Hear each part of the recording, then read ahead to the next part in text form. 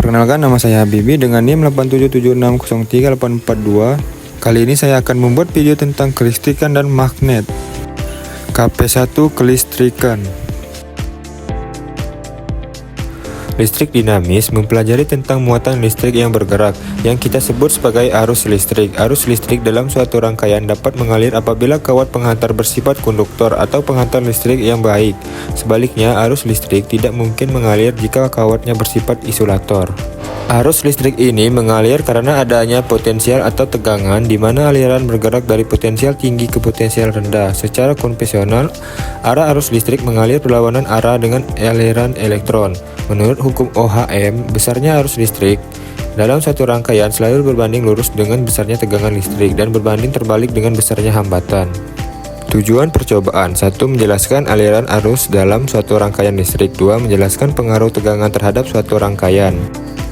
Alat dan bahan yang digunakan adalah sebagai berikut. Yang pertama adalah baterai sebanyak 3 buah, kemudian tali kabel yang tersambung dengan penjepit sebanyak 2 buah, berwarna merah dan hitam. Kemudian lampu 1 buah dan berbagai bahan uji untuk konduktor dan isolator, seperti kawat besi, kawat tembaga, sendok perak, kayu, karet penghapus, grafit, kertas, tas plastik, air keran, air garam.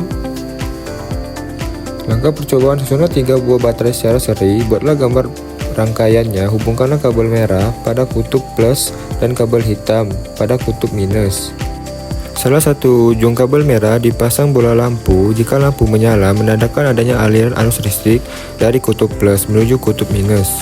Kemudian, tentukan semua jenis bahan yang telah disediakan tadi, apakah termasuk konduktor. Catat hasilnya pada tabel pengamatan. Yang pertama, pada kawat besi. Pada kawat besi ternyata lampu menyala, karena kawat besi dapat menghantarkan listrik atau konduktor. Yang kedua, kawat tembaga. Pada kawat tembaga ternyata lampunya juga menyala, karena kawat tembaga dapat menghantarkan listrik atau konduktor. Ketiga, sendok perak. Pada sendok perak ternyata lampunya juga menyala, karena sendok perak dapat menghantarkan listrik atau konduktor. Yang keempat, kayu. Pada kayu ternyata lampunya tidak menyala, karena kayu tidak menghantarkan arus listrik. Kayu bersifat isolator. Yang kelima, karet penghapus. Pada karet penghapus ternyata lampu tidak menyala, karena karet penghapus tidak menghantarkan arus listrik atau bersifat isolator. Keenam, grafik atau mata pensil. Pada grafik atau mata pensil lampu menyala. Hal ini menunjukkan grafik merupakan benda yang bisa menghantarkan arus listrik atau bersifat konduktor.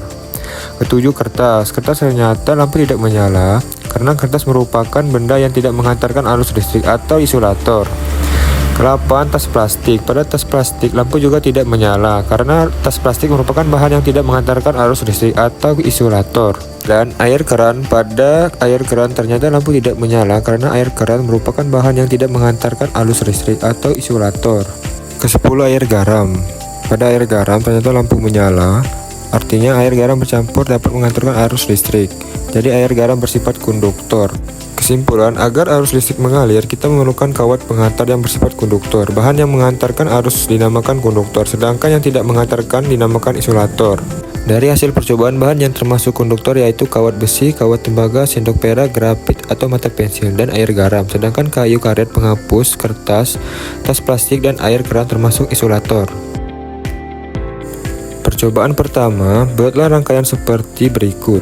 Sambungkan pada baterai, amati apakah lampunya menyala. Ternyata hasilnya lampu tidak menyala, karena kedua ujung kabelnya sama-sama berada di muatan positif, sehingga rangkaian tersebut tidak ada tegangan listriknya. Percobaan kedua, buatlah rangkaian seperti berikut. Kemudian tempelkan ujung kabel pada kutub baterai, positif dan negatif. Amati hasilnya.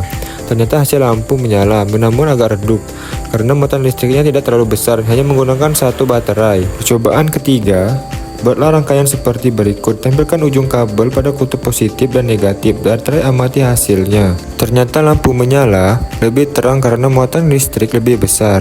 Selanjutnya sama dengan cara sebelumnya, buat rangkaian seperti berikut. Gunakan 3 baterai yang dirangkai secara seri, amati hasilnya. Hasil menunjukkan ternyata lampunya menyala lebih terang karena muatan listrik lebih besar dari sebelumnya. Hal ini disebabkan baterai yang digunakan lebih banyak.